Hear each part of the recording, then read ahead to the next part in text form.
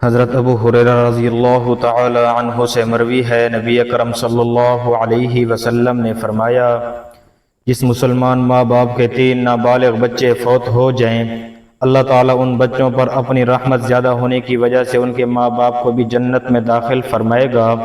بچوں سے کہا جائے گا تم جنت میں داخل ہو جاؤ، وہ کہیں گے ہم تب جائیں گے جب ہمارے ماں باپ بھی جنت میں جائیں گے، تو فرمایا جائے گا تم اور تمہارے ماں باپ سب جنت میں داخل ہو جاؤ۔ سنن نسائی حدیث نمبر 1877۔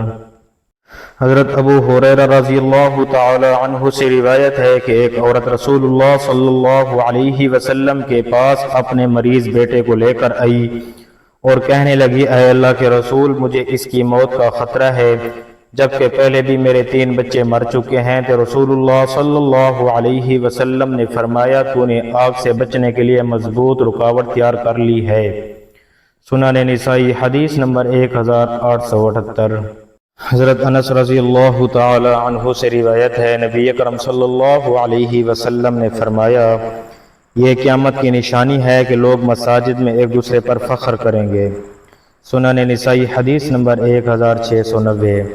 حضرت سہل بن سعد رضی اللہ تعالی عنہ بیان کرتے ہیں، رسول اللہ صلی اللہ علیہ وسلم نے فرمایا، جو شخص مجھے زبان اور شرمگاہ کی حفاظت کی ضمانت دے دے تو میں اسے جنت کی ضمانت دے دیتا ہوں۔